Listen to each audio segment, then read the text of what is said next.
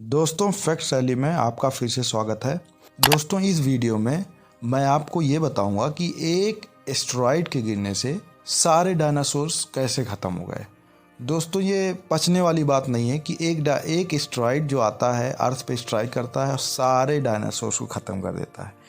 इसके पीछे रीज़न क्या है, क्या ऐसा केमिकल रिएक्शन हुआ था जिसकी वजह से वो मारे गए थे, इन सब के बारे में डिटेल में बात करेंगे। और ये चीज़ काफ़ी दिन से मेरे दिमाग में चल रही थी कि एक एस्टेरॉयड की वजह से सारे डायनासोर कैसे ख़त्म हुए। तो इसको काफ़ी रिसर्च करने के बाद एक ये वीडियो मैंने तैयार किया है आप लोगों के लिए, और आज इस वीडियो में डिटेल में बात करेंगे। और ये भी बताऊंगा कि ये जो एस्टेरॉयड गिरा और इतना बड़ा इफ़ेक्ट कर गया, सारे डायनासोर्स ख़त्म हो गए, तो अगर मान लीजिए आगे ये एस्टेरॉयड गिर रहे हैं तो हम कितने तैयार हैं। तो दोस्तों इस वीडियो के लास्ट में मैं आपको सारे डिटेल्स बताऊंगा और ये भी बताऊंगा कि मतलब हम साइंस कितना इस पे काम कर रहा है, साइंस ये एस्टेरॉयड्स जो गिरते हैं इससे लड़ने के लिए कितना तैयार है। क्योंकि दोस्तों एक एस्टेरॉयड के गिरने से डायनासोर ख़त्म हो गए तो हम भी ख़त्म हो सकते हैं, आगे हमारा भी वास्ता पड़ सकता है ऐसे एस्टेरॉयड से। तो उसके लिए साइंस ने बहुत कुछ किया है, उसके बारे में एक्सपेरिमेंट के बारे में मैं आपसे लास्ट में बात करूंगा। तो दोस्तों वीडियो लास्ट तक ज़रूर देखना, बहुत इंटरेस्टिंग होने वाला है। तो दोस्तों चलिए वीडियो को शुरू करते हैं। दोस्तों सबसे पहले मैं आपको स्पेस की तरफ ले जाऊंगा, आपको कुछ टर्मिनोलॉजीज़ के बारे में बताऊंगा, जैसे एस्टेरॉयड्स क्या होते हैं, मेटेरियोइड्स क्या होते हैं, मेटियोर्स क्या होते हैं और मेटियोराइट्स क्या होते हैं।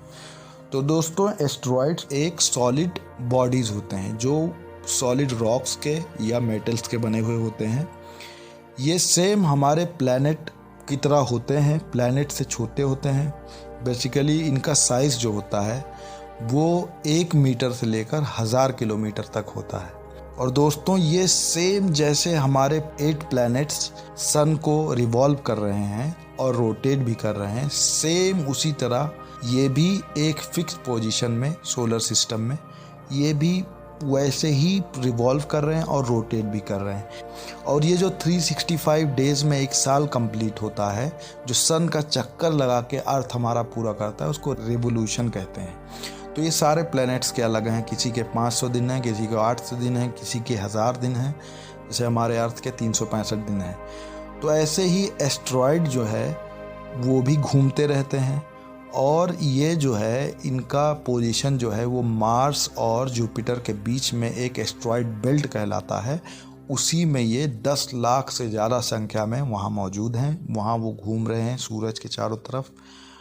तो दोस्तों इसमें से इन एस्टेरॉयड्स में जो सबसे बड़ा एस्टेरॉयड जो हमें मिला है उसको हम सीरीज़ कहते हैं। सीरीज़ एस्टेरॉयड वो 1000 किलोमीटर डायमीटर का है।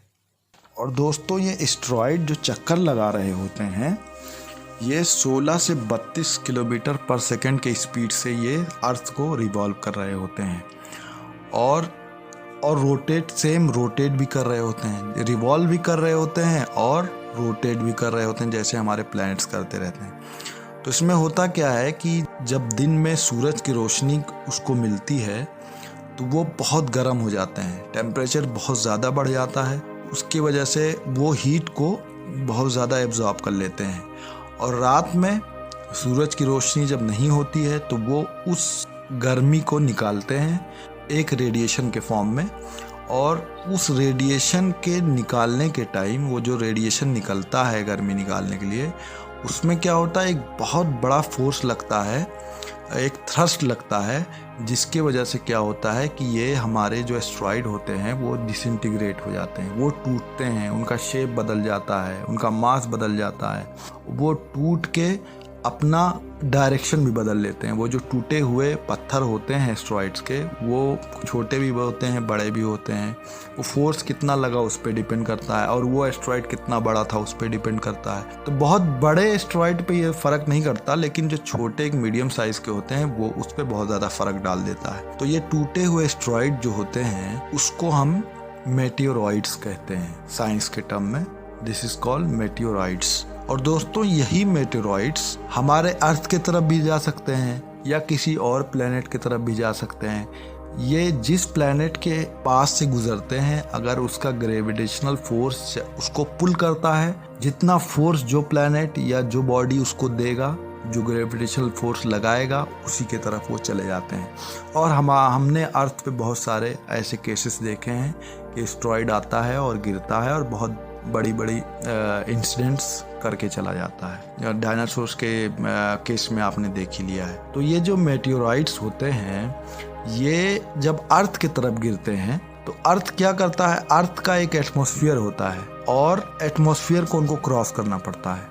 तो जब ये मेटेओराइट्स अर्थ की तरफ आते हैं तो उनको अर्थ के एटमॉस्फेयर में घुसते ही एक फ्रिक्शन फोर्स लगता है, जिसकी वजह से वो जल जाते हैं। तो अगर वो हमारे एटमॉस्फेयर में घुसते ही अगर जल जाते हैं, नहीं क्रॉस कर पाते हैं, तो उस चीज़ को हम लोग मेटियोर्स कहते हैं। एक फ्लैश की तरह वो जल जाते हैं, उसको हम मेटियोर्स कहते हैं। अगर मान लीजिए कोई फोर्स लगा के और वो अंदर अर्थ की तरफ चले आते हैं, तो इसको हम मेटेओराइट्स कहते हैं।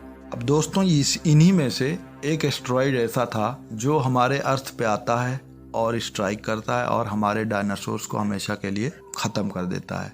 डायनासोर तो छोड़िए, 70% जो भी ऑर्गेनिज्म या लिविंग ऑर्गेनिज्म मौजूद थे वो भी सब ख़त्म हो जाते हैं। लेकिन दोस्तों, एक एस्टेरॉयड के अटैक से सारे डायनासोर कैसे ख़त्म होते हैं, इस बारे में बात करेंगे। तो दोस्तों, इस टॉपिक को लेकर साइंटिस्ट ये डायनासोर्स को बहुत अनलकी मानते हैं। उसकी वजह ये है कि अगर उनका कहना ये है कि डायनासोर्स अगर उस टाइम साइंस का यूज़ कर रहे होते या ह्यूमंस की तरह उतने कैपेबल होते साइंस के बारे में जानने को, या टेक्नोलॉजी उनके पास होती, तो आज डायनासोर्स हमारे बीच घूम रहे होते। और दूसरी चीज़ दोस्तों, ये जो एस्टेरॉयड गिरा, अगर ये गल्फ ऑफ मेक्सिको में ना गिर के दुनिया के और किसी जगह पे अगर गिरता तो इतना डिवास्टेशन नहीं होता।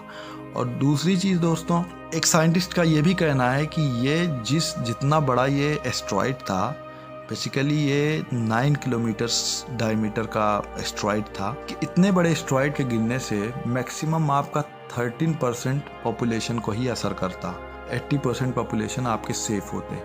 नेचर को यही मंजूर था, सबको साफ करना था और सारे डायनासोर एक्सटिंक्ट हो गए। और दोस्तों, मास एक्सटिंक्शन जो हुई डायनासोर्स की, ये इस वजह से हुई कि ये जो गल्फ ऑफ मेक्सिको है, जिसको हम युकातान पेनिनसुला कहते हैं, इसमें जो इसका केमिकल कंपोजिशन था सॉइल का, उसमें सल्फर और हाइड्रोकार्बन्स का अमाउंट बहुत ज़्यादा था। और हैरानी की बात यह है दोस्तों कि पूरे वर्ल्ड के सरफेस पे 70% जगहों पे सल्फर नहीं पाया जाता, और युकातान पेनिनसुला का जो सरफेस था उस पे सबसे ज़्यादा सल्फर और हाइड्रोकार्बन उस टाइम मौजूद थे। और बदकिस्मती से ये जो एस्टेरॉयड गिरा, इसी जगह को स्ट्राइक किया।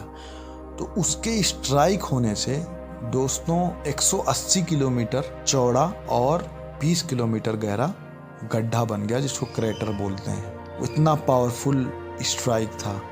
और दोस्तों, उसमें जो हीट जनरेट हुआ वो इतना, बताया जाता है इतना ज़्यादा हीट था कि ये जो आप हिरोशिमा वाला एटम बम जानते हैं, वो कई लाख गिरा दें तो उतना टेम्परेचर नहीं बन सकता जितना कि उस एस्टेरॉयड के गिरने से हुआ था। तो दोस्तों, उसमें हुआ क्या था कि उसके गिरने के बाद टेम्परेचर इतना था कि उसमें जो सल्फ़र कंपाउंड था वो जल के सल्फ़र एरिसोल में बदल गया, और जो हाइड्रोकार्बन थे उसमें टेम्परेचर के इफेक्ट की वजह से हाइड्रोकार्बन सूट बन गए। सूट जो होता है, जो आप कोई चीज़ जलाते हैं, काला धुआं जिसको बोलते हैं, उसको सूट बोलते हैं। तो ये आसमान में ऐसा छा गया, ये सल्फर एरिसोल और ये सूट जो होते हैं, धुआं जो होता है, काला धुआं, ऐसा छा गया कि सूरज की रोशनी जो उस टाइम 2% आती थी, वो बिल्कुल ज़ीरो हो गई। एक साल, जिस साल ये गिरा, उस साल पूरे साल सूरज की रोशनी हमारे सरफेस तक आ ही नहीं पाई।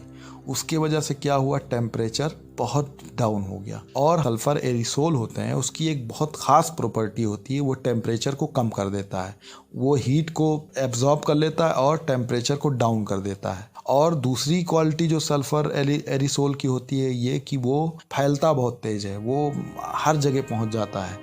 मतलब जिस एरिया में हुआ था वो सारे एटमॉस्फेयर में फैलने में उसको टाइम नहीं लगा था। तो इसकी वजह से टेम्परेचर बहुत डाउन हो गया। उस टाइम टेम्परेचर 18% हुआ करता था और दोस्तों ये टेम्परेचर ड्रॉप होके एस्टेरॉयड के गिरने से 10 डिग्री सेल्सियस हो गया। तो उसकी वजह से क्या हुआ कि बहुत लॉस हुआ, उसके टेम्परेचर की वजह से डायनासोर्स मरते चले गए और दोस्तों प्लांट लाइफ और ये पूरा इकोसिस्टम है वो पूरा डिस्टर्ब हो गया था। और दोस्तों ये इफ़ेक्ट जो है वो एक साल में नहीं आया था। हम जानते हैं कि एस्टेरॉयड गिरा और सारे डायनासोर्स ख़त्म हो गए, एक साल में नहीं हुआ था। आपके 50% डायनासोर्स और लिविंग ऑर्गेनिज्म ख़त्म हो गए थे पहले ही साल। दूसरे साल टेम्परेचर और डिक्रीज़ हुआ। दोस्तों सबसे ज़्यादा डिवास्टेटिंग जो था वो 3rd ईयर में हुआ, जब टेम्परेचर बिल्कुल ड्रॉप होकर -10 हो गया।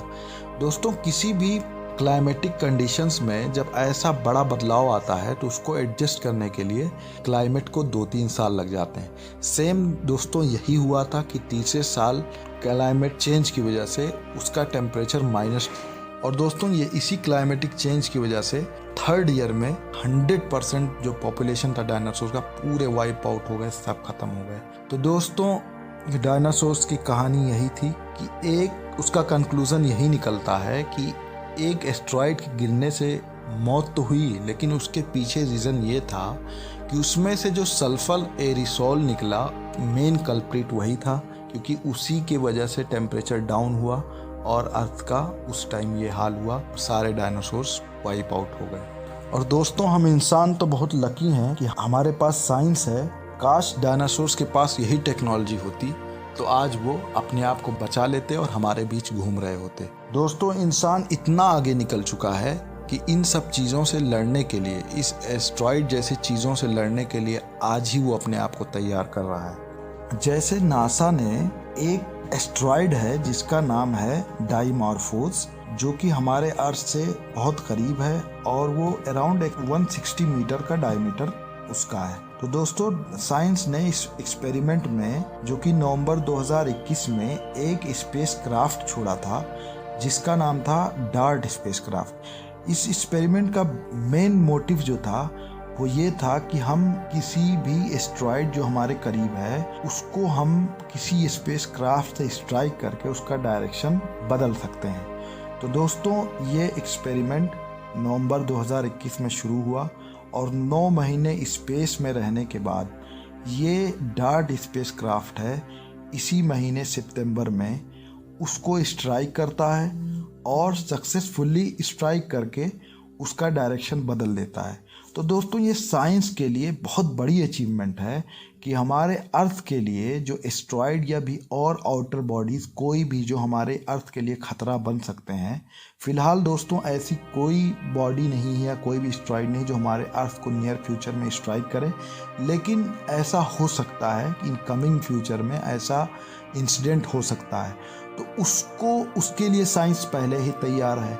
और ये जो मैं आपको एक एक्सपेरिमेंट बता रहा हूँ, एक सक्सेसफुल रिसर्च रहा कि उसने डाइमॉर्फोस नाम के एस्टेरॉयड को एक स्पेसक्राफ्ट ने स्ट्राइक किया और उसका डायरेक्शन बदल गया।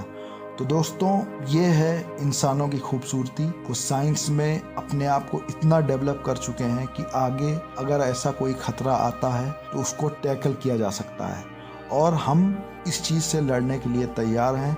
लेकिन दोस्तों डायनासोर्स के केस में ऐसा नहीं था, उनके पास ये साइंस नहीं थी, ये टेक्नोलॉजी नहीं थी, जिसकी वजह से वो हमेशा के लिए इस दुनिया से एक्सटिंक्ट हो गए। तो दोस्तों आज के वीडियो में इतना ही। अगर आपको ये वीडियो अच्छा लगा दोस्तों तो प्लीज़ मेरी वीडियो को लाइक एंड सब्सक्राइब करें और प्लीज़ इसको शेयर करें और बेल आइकन को ज़रूर दबा दें। Thank you so much for watching my video.